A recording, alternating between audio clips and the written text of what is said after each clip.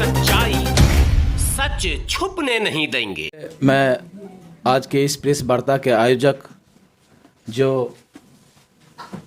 With the people ये पैगाम all India diamond परिवार, ऑल इंडिया कुर्मी महासभा, अखिल भारतीय यादव महासभा और तमाम जो भी संस्थाएं इस प्रेस वार्ता को आयोजित कर रहे हैं उसको दिल से साधुवाद और धन्यवाद।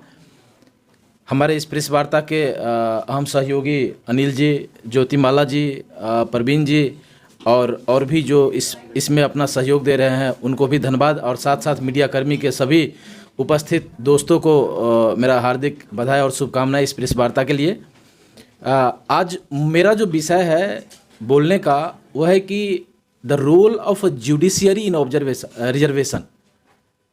पहले के सारे वक्ताओं ने सबने अपनी अपनी बातों को रिजर्वेशन पे रखा कि हमारे ओबीसी समाज, दलित समाज के लोगों को जो रिजर्वेशन मिलना चाहिए आज तक क्यों नहीं मिला, कितना मिलना चाहिए और फिर आगे जो मिला है उसको कैसे हम लेते रहे उस रिजर्वेशन को हम अपने ओबीसी समाज और दलित समाज के लिए।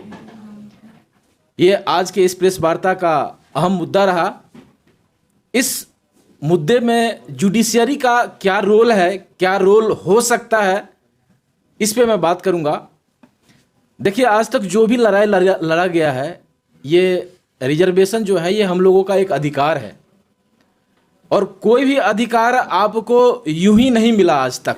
उसके लिए आप देखे होंगे कि हमारे ही समाज के हमारे पूर्वजों ने इस लड़ाई को बहुत लंबे समय से लड़ते आए हैं और लड़ते लड़ते वो इस लड़ाई को जब तक जुडिशियरी में लेके नहीं गए हैं उसको कहीं ना कहीं कोई चीज़ हासिल नहीं हुआ है। अभी हमारे पूर्व वक्ता ने जो हमसे अभी तुरंत पहले बोल रहे थे उन्होंने बड़ी अच्छी एक बात कही, प्रतिनिधित्व की।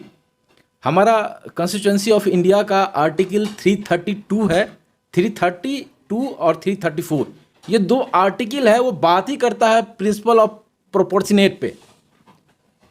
वो बात करता है कि आपका लोकसभा में कितना प्रतिनिधित्व होना चाहिए, आपका राज्यसभा में कितना प्रतिनिधित्व होना चाहिए और अकॉर्डिंगली आपके जितने भी राजस्व के डिपार्टमेंट है उसमें आपका प्रतिनिधित्व कितना होना चाहिए।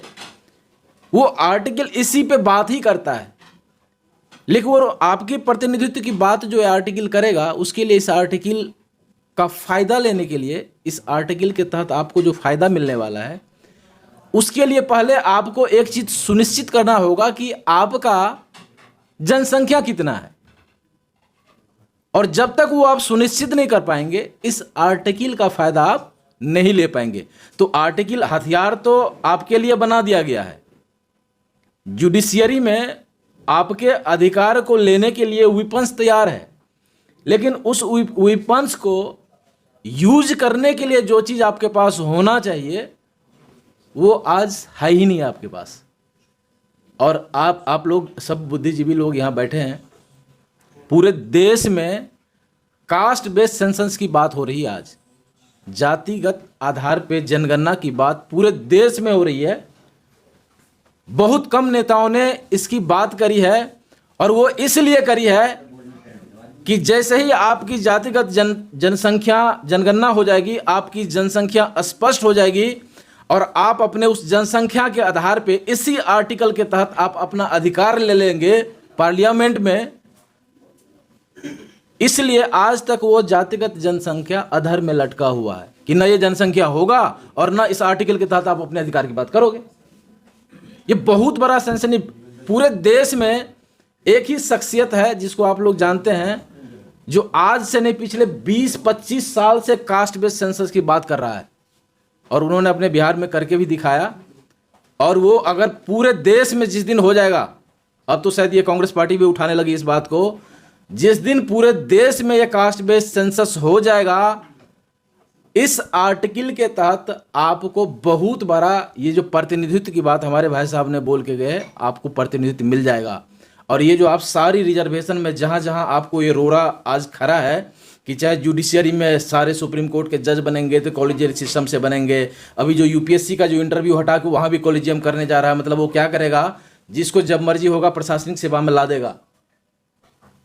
तो वो जब तक आपका पार्लियामेंट में आप देखिए क्या होता है, जुडिशियरी का रोल कैसे है। कानून आप 2-3 तरीके से बना सकते हैं। एक तो आप पार्लियामेंट में कानून बना सकते हैं जहां आपके लोग होना चाहिए, जो उस रेशियो में आज नहीं है।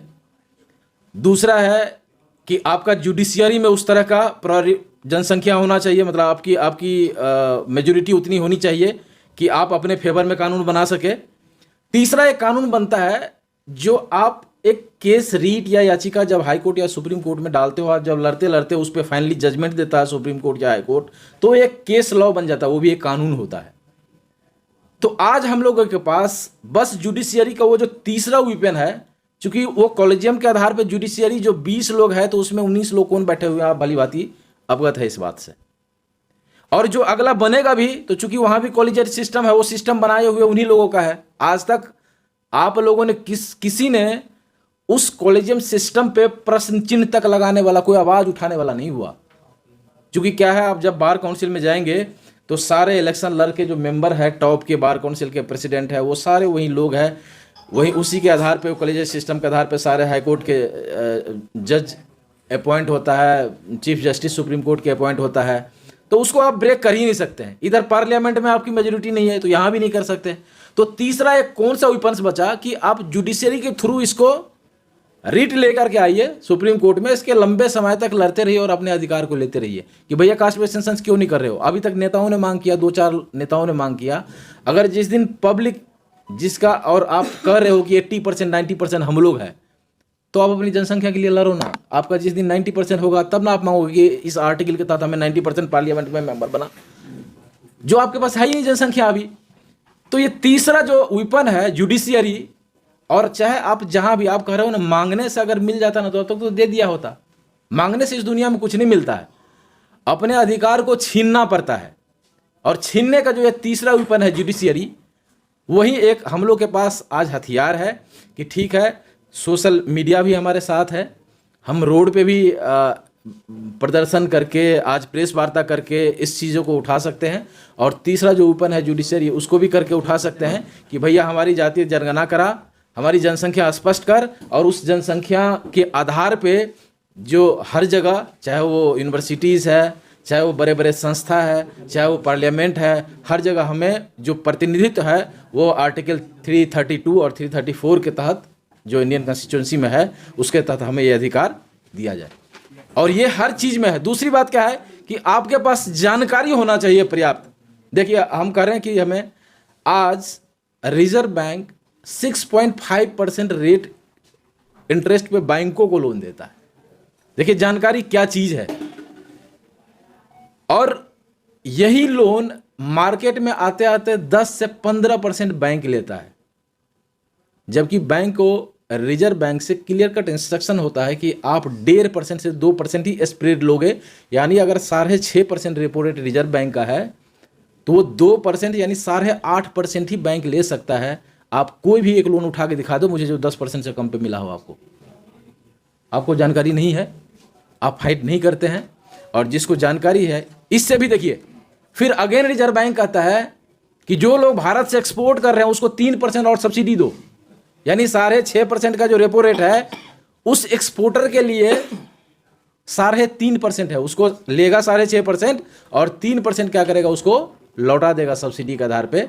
तो उस एक्सपोर्टर को कितना पड़ा, 3.5% और 2% 5.5% पे सबसे सस्ता लोन उसको मिल गया।